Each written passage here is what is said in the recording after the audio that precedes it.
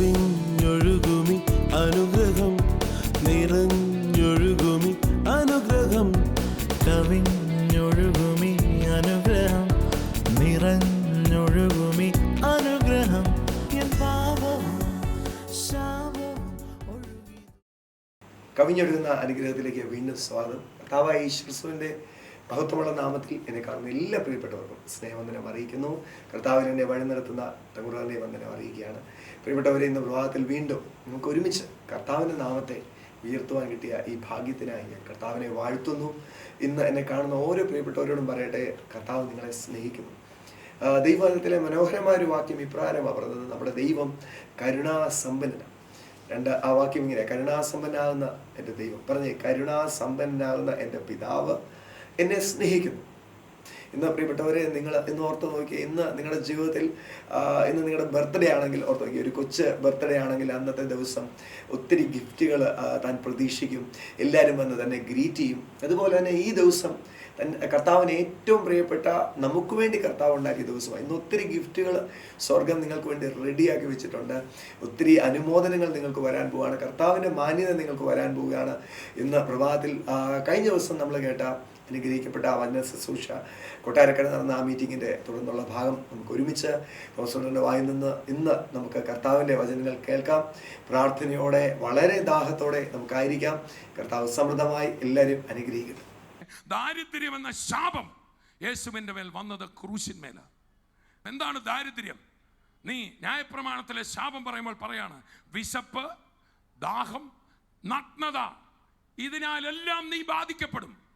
ഈ വിശപ്പും ദാഹവും നഗ്നതയും, ഈ ദാരിദ്ര്യത്തിൻ്റെ 3 കാര്യങ്ങളും ഒന്നിച്ച് ഒരാളുടെ മേൽ എവിടെ വന്നു? ക്രൂശിന്മേൽ.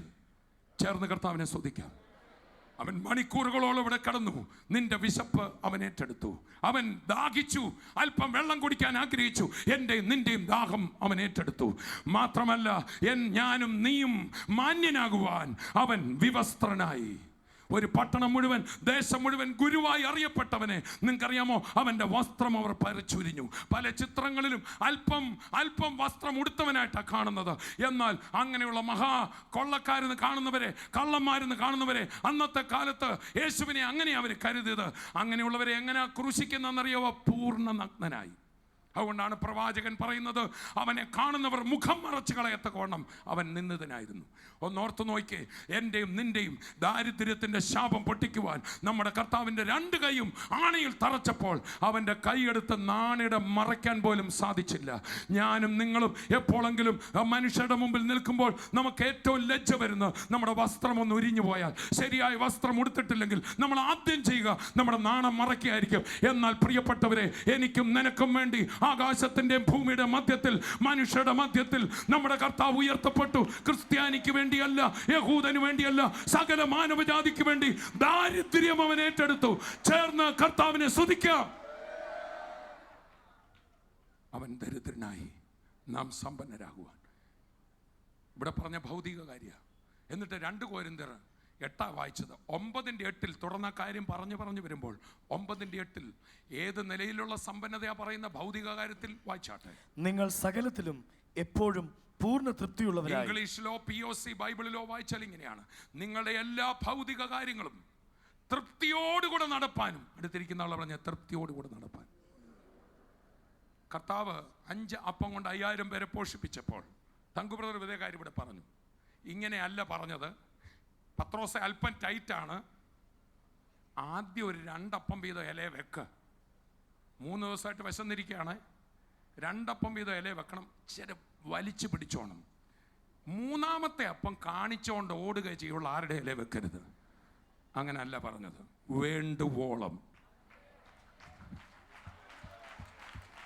എബ്രായ ലേഖനം 13:8 പറയുന്നു, യേശുവിന് ഒരു മാറ്റവും വന്നിട്ടില്ല. Jesus Christ is the same yesterday, today and Forever. ചേർന്നൊരു ഹല്ലേലൂയ പറഞ്ഞാട്ടെ. 3.5 വർഷം കർത്താവിൻ്റെ കൂടെ നടന്ന പത്രോസും യോഹന്നാനും ഒക്കെ യേശു ഉയർത്തെഴുന്നേറ്റ ശേഷം 7 പേർ ചേർന്ന് മീൻ പിടിപ്പാൻ പോയി. യോഹന്നാന്റെ സുവിശേഷം 20 നമ്മൾ വായിക്കും. അന്ന് രാത്രി മുഴുവൻ അധ്വാനിച്ചിട്ട് ഒന്നും കിട്ടിയില്ല. യേശു ഉയർത്തതവർ കണ്ടതാ. വീണ്ടും മീൻ പിടിക്കാൻ പോയി. രാവിലെ ആയപ്പോൾ കരയ്ക്കൊരാൾ നിൽക്കുന്നു. ഉയർത്തെഴുന്നേറ്റ യേശുവായിരുന്നു. ഇതുപോലൊരു സംഭവം പണ്ടുണ്ടായതാ പത്രോസിന്, കേട്ടോ. തൻ്റെ വള്ളം കർത്താവ് നിറച്ചു. അന്നാ സുവിശേഷ വേലയ്ക്ക് ഇറങ്ങിയത്. വീണ്ടും ഒന്നും കിട്ടാൻ നിന്നപ്പോൾ കരയ്ക്ക് നിന്നത് യേശുവാന്ന് പിടികിട്ടിയില്ല. ഇന്നിവിടെ വന്ന പലപ്പോഴും പലർക്കും പിടികിട്ടിയില്ല. ഇവിടെ കൊണ്ടുവന്നത് യേശുവാന്ന്. നിന്നെ കർത്താവ് കണ്ടോണ്ടായിരിക്കുന്നു. അവനെ വിട്ടുപോയത് കണ്ടോണ്ടായിരിക്കുന്നു. ശൂന്യമായത് കണ്ടോണ്ടായിരിക്കുന്നു. നിറയ്ക്കാൻ വേണ്ടി അവൻ വന്നത്. ഒരുപക്ഷെ നോട്ടീസ് കണ്ടായിരിക്കും വന്നത്, ഫ്ലെക്സ് ബോർഡ് കണ്ടായിരിക്കുമെന്ന് അല്ല. ദൈവത്തിനൊരു പദ്ധതി ഉണ്ട്. ഇവിടെ വെച്ച് നിന്നെ ഒന്ന് മീറ്റ് ചെയ്യാൻ കർത്താവ് പദ്ധതി ഇട്ടിരിക്കുക. നിന്റെ വള്ളത്തിൽ കയറുവാൻ, നിന്നെ അത്ഭുതമാക്കാൻ കർത്താവ് പദ്ധതി ഇട്ടിരിക്കുക. കരമടിച്ചുകൊണ്ട് നമുക്ക് കർത്താവിനെ സ്തുതിക്കാം. യോഹന്നാൻ 20 നമ്മളിങ്ങനെ വായിക്കുന്നത്, യേശു കരയ്ക്ക് നിന്നു. അവർക്കോ മനസ്സിലായില്ല ഇത് ഉയർത്തെഴുന്നേറ്റ കർത്താവാണ്. യേശു ചോദിച്ചു, കുഞ്ഞുങ്ങളെ കൂട്ടുവാൻ വല്ലതും കിട്ടിയോ? പറഞ്ഞില്ല. രാത്രി മുഴുവൻ അധ്വാനിച്ചിട്ടൊന്നും കിട്ടിയില്ല. ഈ മീൻപിടുത്തക്കാർ മീൻ പിടിച്ചു വരുമ്പോൾ കരയ്ക്ക് നിൽക്കുന്ന നാട്ടുകാർ വിളിച്ചു ചോദിക്കും. തിരമാലയുടെ ഒച്ചയുണ്ട്. നമ്മളവിടെ കേൾക്കുന്ന പോലെ ഒരു വളരെ മന്ദസ്വരത്തിലല്ല. കരയ്ക്ക് നിൽക്കുന്ന ആൾ ചോദിച്ചു, വല്ലതും കിട്ടിയോ? വല്ലതും കിട്ടിയോ? അവിടുന്ന് വിളിച്ചു പറഞ്ഞു, ഇല്ല, ഒന്നും കിട്ടിയില്ല. എന്നാലേ വലത്ത് വീശിക്കേ, ഇപ്പൊ കിട്ടും.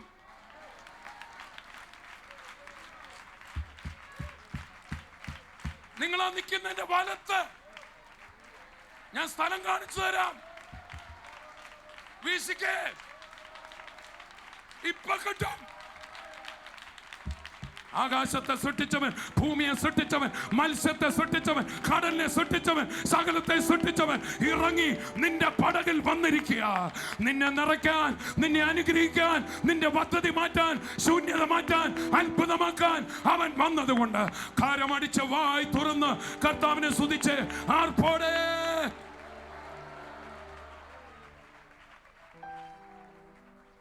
കരയ്ക്ക് നിൽക്കുന്ന ഏതോ ഒരു വ്യക്തിയാകാം, നാട്ടുകാരനാകാമെന്ന് വിചാരിച്ച് പത്രോസും യോഹന്നാനും തോമസും അവർ 7 പേരുണ്ട്. കർത്താവിനെ വിട്ട് ഓടിപ്പോയവരാ കേട്ടോ. കർത്താവിനെ തള്ളിപ്പറഞ്ഞിട്ട് പോയതാ കേട്ടോ. കർത്താവിനെ സംശയിച്ചതാ കേട്ടോ. കർത്താവ് തള്ളിപ്പറഞ്ഞവനടക്കം ഇന്നൊരു പക്ഷേ അവനെ വിട്ടോടിയതായിരിക്കാം. പക്ഷേ നിന്നെ അവൻ തള്ളിക്കളയത്തില്ല. ഞാൻ കർത്താവിനെ തള്ളിക്കളഞ്ഞൊരു വ്യക്തിയാണ്. 10ാം ക്ലാസ്സിൽ വരെ പഠിക്കുമ്പോൾ ഒരു മർത്തോമ സ്കൂളിൽ പഠിച്ച്, ഇവിടുത്തെ സൺഡേ സ്കൂളിൽ പഠിച്ച് 1ാം മാർക്കുകാരനായി കോട്ടയം MD സ്കൂളിൽ പഠിക്കുമ്പോൾ അവിടെ എന്നെ പഠിപ്പിച്ച സൺഡേ സ്കൂൾ അധ്യാപകർ പ്രാർത്ഥിക്കാൻ എന്നെ പഠിപ്പിച്ചു. അങ്ങനെ പ്രാർത്ഥനയുടെ പല അത്ഭുതങ്ങൾ എനിക്ക് കിട്ടി. എന്നാൽ കോളേജ് വിദ്യാഭ്യാസത്തിന് ഞാൻ പോകുമ്പോൾ എൻ്റെ അമ്മ ഒരു ബൈബിൾ എൻ്റെ കയ്യിലെടുത്ത് തന്നു. ഞാൻ ആ ബൈബിൾ അതുപോലെ തിരിച്ചു കൊടുത്തിട്ട് പറഞ്ഞു, കോളേജിൽ ഇതൊക്കെ ആയിട്ട് പോകുന്നത് നാണക്കേടാ. അന്ന് ഞാൻ യേശുവിനെ തള്ളിക്കളഞ്ഞു. ഹല്ലേലൂയ. എന്നെ കേൾക്കുന്ന സ്കൂളിൽ പഠിക്കുന്ന കുഞ്ഞുങ്ങൾ, നിങ്ങളിൽ ഒരാൾ ഒരു വീട്ടിൽ യേശുവിന് വേണ്ടി നിന്നാൽ ആ വീടൊരു സ്വർഗമായി മാറും. കർത്താവിനെ തള്ളിക്കളഞ്ഞു. ഞാൻ ആ ബൈബിൾ എടുത്ത് അമ്മയുടെ കൈ കൊടുത്തപ്പോൾ ബൈബിൾ അല്ല, യേശുവിനെയാണ് ഞാൻ തള്ളിയത്. ഞാൻ ചെന്നപ്പോൾ എന്നെ കൈനീട്ടി സ്വീകരിക്കാൻ കഞ്ചാവ് വലിക്കുന്നവരുണ്ടായിരുന്നു. എന്നെ കൈനീട്ടി സ്വീകരിപ്പാൻ കൊച്ചുവീടി വലിക്കാൻ പഠിപ്പിക്കുന്നവരുണ്ടായിരുന്നു. എന്നെ കൈനീട്ടി സ്വീകരിക്കാൻ ക്ലാസ് കട്ട് ചെയ്ത് അവിടെ കോട്ടയത്ത് നിന്ന് കൊല്ലത്തും തിരുവനന്തപുരത്തും തൃശ്ശൂരും വരെ പോയി സിനിമ കാണാൻ ഒറ്റ ക്ലാസ്സിൽ കയറാതെ, യെസ്, ഒരു ലക്ഷ്യവുമില്ലാതെ നടക്കുവാൻ എന്നെ കൊണ്ട് നടക്കാൻ ആൾക്കാരുണ്ടായിരുന്നു. ഈശ്വരൻ ഒരു വീട്ടിൽ നിന്ന് പോകുമ്പോൾ ശാപം, ഈശ്വരൻ ഒരു വ്യക്തിയിൽ ഒരു വീട്ടിൽ വരുമ്പോൾ അനുഗ്രഹം, ഐശ്വര്യം. ആരാണ് ഈശ്വരൻ? ഒരു ദൈവമേ ഉള്ളൂ. മനുഷ്യൻ ദൈവത്തിൽ നകന്നപ്പോൾ, ഭാവിയായപ്പോൾ, ശൂന്യതയായപ്പോൾ, നിരാശയായപ്പോൾ ദൈവത്തെ പ്രസാദിപ്പിക്കാൻ വേണ്ടി മനുഷ്യൻ യാഗങ്ങൾ, വഴിപാടുകൾ, നേർച്ചകൾ, കാഴ്ചകൾ എല്ലാം അവൻ ചെയ്യാൻ തുടങ്ങി. നിങ്ങൾ ബൈബിൾ നോക്കിയാൽ യഹൂദ മതത്തിലും ഇതെല്ലാം തന്നെ. യാഗം, വഴിപാട്, നേർച്ച, കാഴ്ച, ഉദർച്ചാർപ്പണങ്ങൾ, തീർത്ഥാടനങ്ങൾ, നോയമ്പുകൾ എല്ലാം യഹൂദന്മാർ ചെയ്തു, പുരോഹിതന്മാർ ചെയ്തു. ദൈവത്തിന് വഴിപാട് കഴിച്ച് എന്തിനാണെന്നറിയാമോ? വീട്ടിൽ നിന്ന് പോയ ഐശ്വര്യം എങ്ങനെങ്കിലും മടക്കിക്കൊണ്ടുവരണം. എന്നാൽ മനുഷ്യൻ്റെ ഒരു കർമ്മത്തിനും അവൻ്റെ പാപത്തെ മാറ്റാൻ കഴിവില്ല. ദൈവം പറഞ്ഞു, നീ അർപ്പിക്കുന്ന നേർച്ചകൾക്കോ നീ അർപ്പിക്കുന്ന കാളകളുടെ രക്തത്തിനോ നിന്റെ പാപത്തെ കഴുകിക്കളയാൻ സാധ്യമല്ല. എന്നാൽ നിന്റെ പാപത്തെ കഴുകി നിന്നെ വിടുവിക്കാൻ കഴിയുന്ന, നിന്നെ ദൈവത്തിലേക്ക് അടുപ്പിക്കാൻ കഴിയുന്ന ഒരു മഹാബലി, വലിയ യാഗം ഞാൻ ചെയ്യാൻ പോകുകയാണ്. എൻ്റെ ഏകജാതനായ പുത്രനെ, പാപമില്ലാത്ത പരിശുദ്ധനെ, എൻ്റെ നിങ്ങളുടെ പാപം ഏറ്റെടുക്കുവാൻ ക്രൂസിൽ ഒരു എക്സ്ചേഞ്ച് ഓഫർ തുറക്കുവാൻ യേശുവിനെ ദൈവം ഭൂമിയിലേക്ക് വിട്ടു. ആർപ്പോടെ നമുക്ക് കർത്താവിനെ സ്തുതിക്കാം. ആ യേശു നടന്നു വരുന്ന കണ്ടപ്പോൾ യോഹന്നാൻ സ്നാപകൻ, തൻ്റെ അപ്പൻ പുരോഹിതന്, ആടുകളെ കാളകളെ യാഗം കഴിക്കുന്നവന്, നേർച്ചയും വഴിപാടും കഴിക്കുന്നവന്, പുരോഹിത വസ്ത്രം ധരിച്ചവന്. പക്ഷെ മകൻ ദൈവത്താൽ സ്പർശിക്കപ്പെട്ടു, വചനം പറയാൻ തുടങ്ങി, പ്രസംഗകനായി, സ്നാനപ്പെടുത്തുന്നവനായി സ്നാപക യോഹന്നാൻ. അപ്പൻ യാഗം കഴിക്കുന്ന യാഗമൃഗങ്ങളെ താൻ കണ്ടിട്ടുണ്ട്. ഒരു കുടുംബത്തിൻ്റെ രക്ഷയ്ക്ക് വേണ്ടി യാഗം കഴിക്കുന്ന പെസഹ കുഞ്ഞാടിനെ താൻ കണ്ടിട്ടുണ്ട്. ഒരു വ്യക്തിക്ക് പാപം വന്നാൽ പാപപരിഹാരം വരുത്തുന്ന പാപയാഗ മൃഗത്തെ താൻ കണ്ടിട്ടുണ്ട്. മാത്രമല്ല, യെരൂശലേം ഇസ്രായേലിൻ്റെ മുഴുവൻ പാപത്തെയും പരിഹരിക്കുന്ന മഹാപാപ പരിഹാര ദിവസം അറുക്കുന്ന ആടിനെയും യാഗത്തെയും താൻ കണ്ടിട്ടുണ്ട്. എന്നാൽ യഹൂദന്മാർക്കല്ലാതെ വേറെ ആർക്കും അതുകൊണ്ട് ഗുണമില്ല. എന്നാൽ ഇതാ യോഹന്നാൻ സ്നാപകൻ നിൽക്കുമ്പോൾ യേശു നടന്നു വരുന്നത് കണ്ട് ഇങ്ങനെ പറഞ്ഞു, ഇതാ ലോകത്തിൻ്റെ പാപത്തെ ചുമക്കുന്ന ദൈവത്തിൻ്റെ കുഞ്ഞാട്. എൻ്റെ അപ്പൻ അപ്പൂപ്പന്മാർ അഹരോനും തൻ്റെ മക്കളും എൻ്റെ അപ്പനായ സഖരിയാവെന്ന പുരോഹിതനും അർപ്പിച്ച ആടുകൾക്ക് യഹൂദന്റെ മാത്രം പാപത്തെ ഒരു വർഷത്തേക്ക് മറയ്ക്കാനേ പറ്റുള്ളൂ. അടുത്ത കൊല്ലം പിന്നെയും ഇതേ കർമ്മങ്ങൾ ആവർത്തിക്കണം. എന്നാൽ എന്നേക്കുമായി മാനവജാതിയുടെ മുഴുവൻ പാപത്തെയും ശാപത്തെയും പരിഹരിക്കുന്ന ദൈവത്തിൻ്റെ കുഞ്ഞാട് യേശു ക്രിസ്ത്യാനിയുടെ ദേവനല്ല, മാനവജാതിയുടെ മുഴുവൻ പാപം, ശാപം, രോഗം, മരണം എല്ലാം തൻ്റെ മേൽ ഏറ്റെടുത്ത യാഗ കുഞ്ഞാടത്രേ. ആ കുഞ്ഞാടിനെ ഒന്ന് സ്തുതിക്കുമോ? ഈ ബൈബിളിൽ ലോകത്തിൽ തന്നെ ഏറ്റവും അധികം പരിഭാഷ ചെയ്യപ്പെട്ട ഒരു വാചകമുണ്ട്, യോഹന്നാൻ 3:16. ഈ ലോകത്തിൽ ഏറ്റവും അധികം പരിഭാഷ ചെയ്യപ്പെട്ട വാഹനം, ഈ ബൈബിളിൻ്റെ രത്നച്ചുരുക്കം, തൻ്റെ ഏകജാതനായ പുത്രനിൽ വിശ്വസിക്കുന്ന ഏവനും. ഉറക്കെ പറ. അവിടെ സഭയില്ല, മതമില്ല, ജാതമില്ല. തൻ്റെ ഏകജാതനായ പുത്രനിൽ വിശ്വസിക്കുന്ന ഏവനും നശിച്ചു പോകാതെ, നശിച്ചു പോകത്തില്ല. ഈ ഭൂമിയിൽ നശിക്കത്തില്ല, നിന്റെ തലമുറ നശിക്കത്തില്ല, നിന്റെ സമ്പത്ത് നശിക്കത്തില്ല, നിന്റെ ആരോഗ്യം നശിക്കത്തില്ല, നിന്റെ ആത്മീയം നശിക്കത്തില്ല, നിന്റെ കുടുംബം നശിക്കത്തില്ല, നീ തൊടുന്നതൊന്നും നശിക്കത്തില്ല. അവിടെ എല്ലാം അനുഗ്രഹം ഉണ്ടാകും. മാത്രമല്ല, നിന്റെ നിത്യതയും നശിക്കത്തില്ല. തൻ്റെ ഏകജാതനായ പുത്രനിൽ വിശ്വസിക്കുന്ന ഏവനും നശിച്ചു പോകാതെ നിത്യ ജീവൻ പ്രാപിക്കേണ്ടതിന് ദൈവം അവനെ നൽകുവാൻ തക്കവണ്ണം ലോകത്തെ സ്നേഹിച്ചു. ആരെ സ്നേഹിച്ചു? പ്രത്യേക ജനതയല്ല, പിന്നെ ആരെ സ്നേഹിച്ചു? ചേർന്ന് കർത്താവിനെ സ്തുതിക്കാം. അവന്റെ പിറവിൽ ദൂതൻ ഇങ്ങനെ യെശയ്യാ പ്രവചനത്തിൽ പറഞ്ഞു, കന്യക ഗർഭിണിയായി ഒരു മകൻ നൽകപ്പെടും, അവന് ദൈവം നമ്മുടെ കൂടെ. ഉറക്കെ പറഞ്ഞ്, ദൈവം നമ്മുടെ കൂടെ. ആര് നമ്മുടെ കൂടെ? അവൻ നഷ്ടപ്പെട്ടു പോയ ഈശ്വരനെ എങ്ങനെ കിട്ടും? എന്നെ കണ്ടവൻ പിതാവിനെ കണ്ടിരിക്കുന്നു, ഞാനും പിതാവും ഒന്നാകുന്നു. എന്നെ സ്വീകരിക്കുന്നവൻ കർത്താവ് പിതാവിനെ സ്വീകരിക്കുന്നു. യേശുവിനെ ഒരാൾ സ്വീകരിക്കുമ്പോൾ നഷ്ടപ്പെട്ട ഐശ്വര്യം വീട്ടിലേക്ക് ഇറങ്ങി വരിക. തോമസ് കുട്ടി പറയുന്ന ഭവനത്തിൽ ഇറങ്ങി വന്ന ഐശ്വര്യം, ഇവിടെ ഇരിക്കുന്ന ഓരോ സഹോദരന്മാരുടെ ജീവിതത്തിൽ ഇറങ്ങി വന്ന ഐശ്വര്യം. അതെ, ഞങ്ങൾ ഇവിടെ പ്രസംഗിക്കുന്നത് ക്രിസ്ത്യാനിയുടെ ദേവനെയല്ല, മാനവജാതിയെ സൃഷ്ടിച്ച ഈശ്വരൻ ദൈവം ഒരു വീട്ടിൽ ഇറങ്ങി വരും. നമ്മുടെ ഒരു യാഗ വഴിപാടുകളാലും കഴിയാതിരിക്കുമ്പോൾ യേശു സ്വയം യാഗമായി. ചേർന്ന് കർത്താവിനെ സ്തുതിക്കാം. പത്രോസ് വള്ളത്തിൽ നിൽക്കുകയാണ്, ശൂന്യമായി പടകുമായി. ആ കരയ്ക്ക് നിൽക്കുന്നത് സർവേശ്വരനാന്ന് പിടികിട്ടിയില്ല. ആ കരയ്ക്ക് നിൽക്കുന്നത് ആകാശത്തെയും ഭൂമിയെയും സൃഷ്ടിച്ചവനാന്ന് പിടികിട്ടിയില്ല. ആകാശത്തെയും ഭൂമിയെ സൃഷ്ടിച്ചവൻ, സൂര്യനെ ചന്ദ്രന്മാരെ സൃഷ്ടിച്ചവൻ, നിന്റെയും എൻ്റെ മൂക്കിൽ ശ്വാസമൂതിയവൻ, നിന്നെ ആ വീട്ടിൽ ജനിക്കാൻ അനുവദിച്ചവൻ, ഇവിടം വരെ കൊണ്ടുവന്നവൻ, അബദ്ധത്തിലല്ല വന്നത്. ഗലീല കടലിന്റെ തീരത്ത് വെച്ച് പത്രോസിനെ വീണ്ടും കണ്ടുമുട്ടിയവൻ ഇന്ന് കൊട്ടാരക്കരയിലെ ഗ്രൗണ്ടിൽ നിന്റെ അടുക്കൽ വന്നിട്ട് പറയുക, നീ യാദൃച്ഛികമായിട്ട് ഇവിടെ വന്നതല്ല, അബദ്ധത്തിൽ ഇവിടെ വന്നതല്ല, ഇവിടെ വെച്ച് നിന്റെ ജീവിതത്തിൽ ഒരു അത്ഭുതം ചെയ്യാൻ എനിക്കുണ്ട്. വലത്തുവശത്ത് വീശുക, വലത്തുവശത്ത് വീശി. വല എടുക്കാൻ പറ്റുന്നില്ല. വലിച്ചു കയറ്റിയപ്പോൾ അവർ അത്ഭുതപ്പെട്ടു. അവരുടെ ജീവിതത്തിൽ ലഭിക്കാത്ത 153 വലിയ മീനുമായി വല കീറുന്ന നിലയിൽ. ശ്രദ്ധിക്കുക, അവിടെ ഒരു വാക്ക് പറഞ്ഞു, അത് പറഞ്ഞ് ഞാൻ അവസാനിപ്പിക്കുക. യോഹന്നാൻ പത്രോസിനെ തോണ്ടിട്ട് പറഞ്ഞു, അത് കർത്താവാ. അത് കർത്താവാന്ന് പറയാനാണ് കൊട്ടാരക്കരയിലേക്ക് ഞങ്ങൾ വന്നത്. എല്ലാ തെറ്റിദ്ധാരണകളും മാറട്ടെ. അത് കർത്താവാ, അത് കർത്താവാ, അത് കർത്താവാ, അത് കർത്താവാ, അത് കർത്താവാ, അത് കർത്താവാ. വള്ളം മുക്കുന്നവനല്ല, വള്ളത്തിലുള്ള മീനിനെ ആഹാ നീ എന്നെ വിട്ടുപോയല്ലേ, നീ വീണ്ടും മീൻ പിടിക്കാൻ പോയല്ലേ, എന്നാൽ നിന്റെ വള്ളം മുക്കി നിന്റെ വലം കീറി ഇറങ്ങടാ സുവിശേഷ വേലയ്ക്കെന്ന് പറയാനല്ലേ യേശു വന്നത്. നീ എന്നെ വിട്ടുപോയതല്ലേ, നീ എന്നെ വിട്ടുപോയത് ഇതിനു വേണ്ടിയല്ലേ. എന്നാൽ പത്രോസേ, ഞാൻ നിന്നെ സ്നേഹിക്കുന്നു. അതിനെ നിറച്ചപ്പോൾ പത്രോസ് പൊട്ടിക്കരഞ്ഞുപോയി.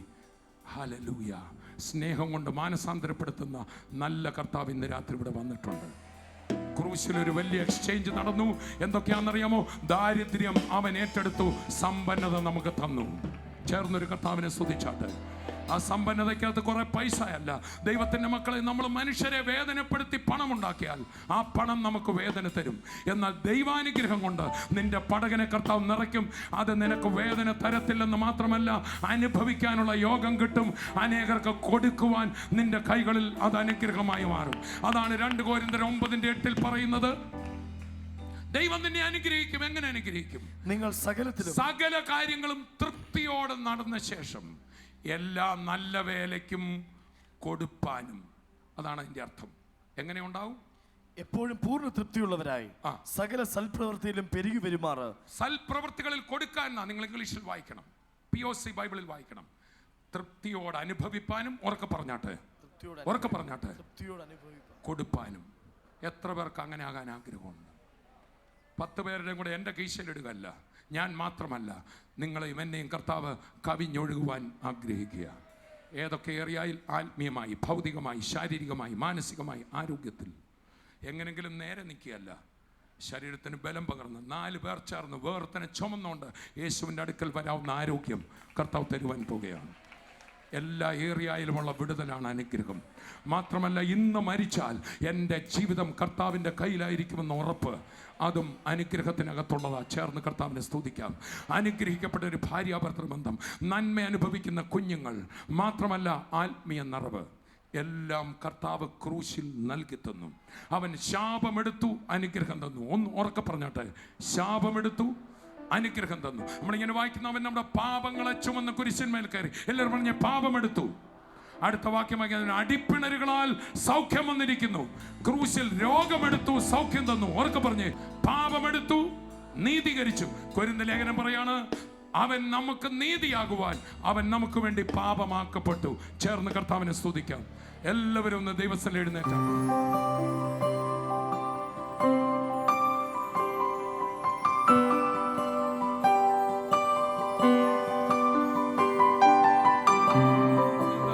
വളരെ നാളുകളായിട്ട് തൊണ്ടയ്ക്കകത്തൊരു മുഴ പോലെയും വെള്ളം കുടിക്കുമ്പോഴും ശ്വാസം ഇറക്കുമ്പോഴൊക്കെ വേദനയായിരുന്നു, തടയുമായിരുന്നു. വോമിറ്റിംഗ് ടെൻഡൻസി ഉണ്ടായിരുന്നു. ഇവിടെ വന്നിരിക്കുമ്പോഴും ഉണ്ടായിരുന്നു.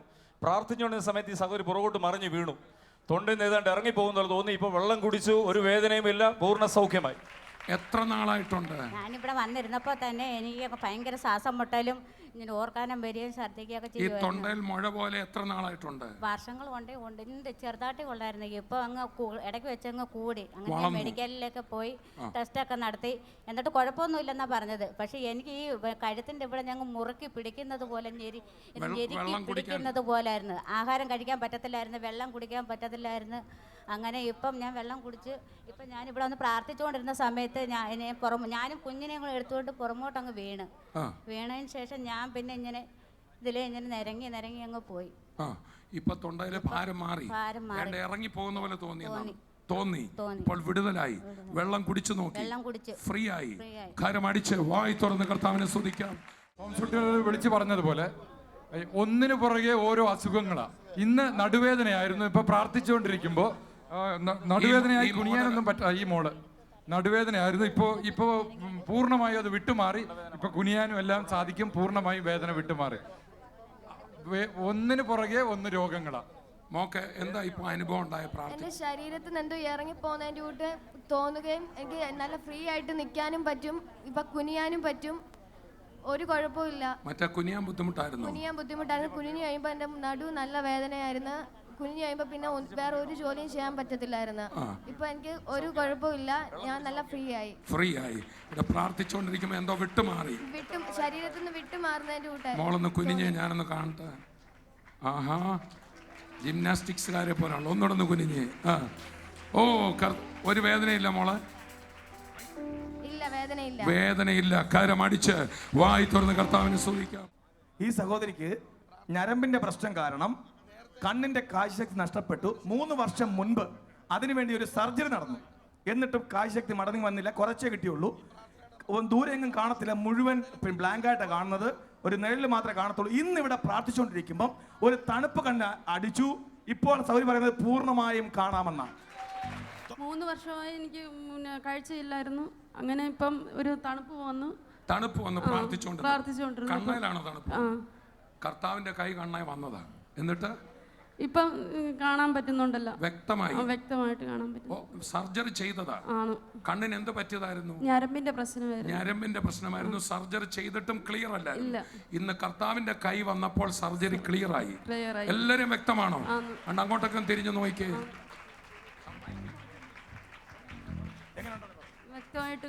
വ്യക്തമായിട്ട് കാണാം. കരം അടിച്ച് വായി തുറന്ന് കർത്താവിനെ ആർപ്പോടെ സ്തുതിച്ച് ചേർന്നൊരു ഹല്ലേലൂയ പറയാം.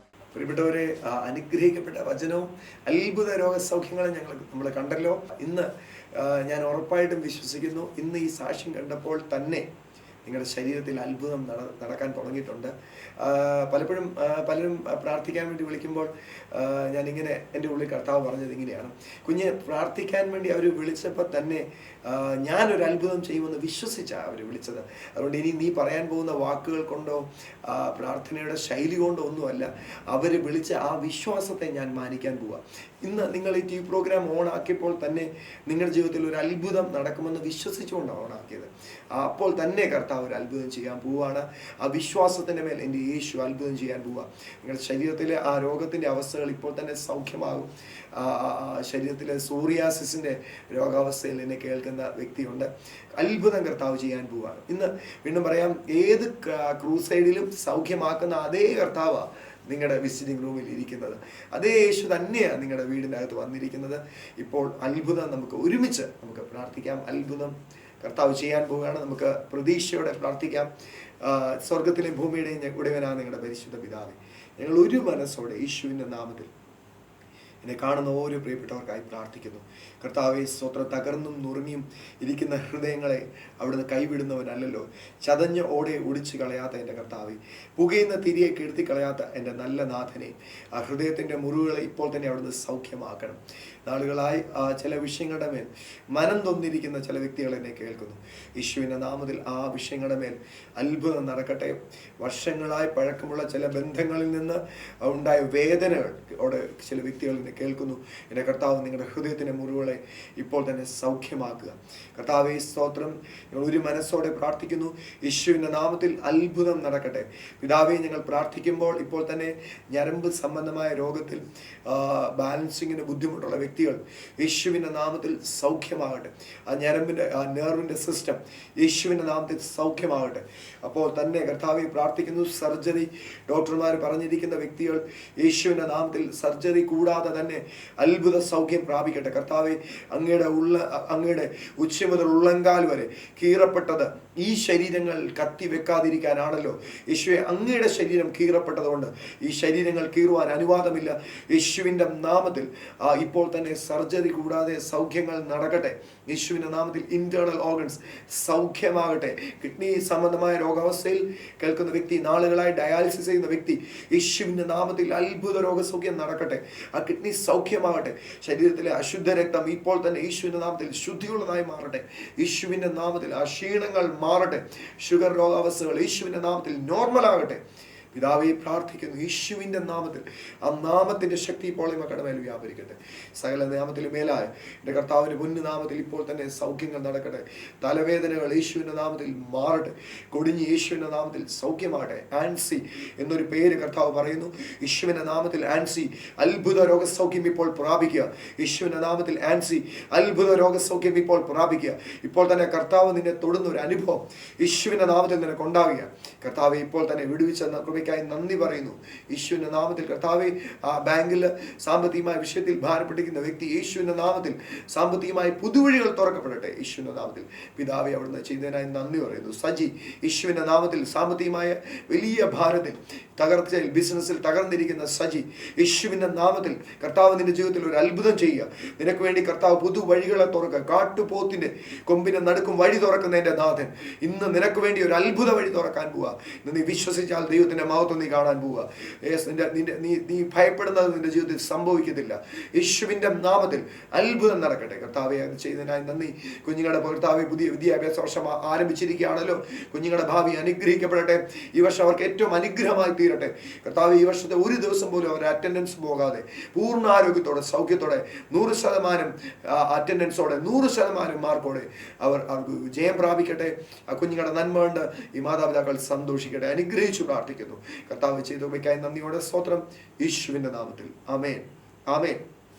ഇവരുടെ കർത്താവ് അത്ഭുതം ചെയ്തിട്ടുണ്ട്. ഇന്ന് നിങ്ങൾ കണ്ടപ്പോൾ തന്നെ കർത്താവ് നിങ്ങൾക്ക് വേണ്ടി ഒരു വഴി തുറന്നിട്ടുണ്ട്. ബൈബിളിൽ മനോഹരമായ വാക്യം ഇങ്ങനെ പറയുന്നത്, കാട്ടുപോത്തിന്റെ കൊമ്പിനെ നടുക്കും ഇവിടെ കർത്താവ് വഴി തുറക്കുന്നവരാണ്. നിങ്ങൾക്ക് വേണ്ടി അത്ഭുതകരമായ ഒരു വഴി കർത്താവ് തുറന്നിട്ടുണ്ട്. ഇപ്പോൾ തന്നെ സൗഖ്യങ്ങൾ നടന്നിട്ടുണ്ട്. നിങ്ങളുടെ സാക്ഷ്യങ്ങൾ ഒട്ടും താമസിക്കരുത്. ഈ ഫോൺ നമ്പറിൽ വിളിച്ചറിയിക്കണമെന്ന് സ്നേഹപൂർവ്വം അപേക്ഷിക്കുന്നു. കർത്താവ് സമൃദ്ധമായി അനുഗ്രഹിക്കട്ടെ.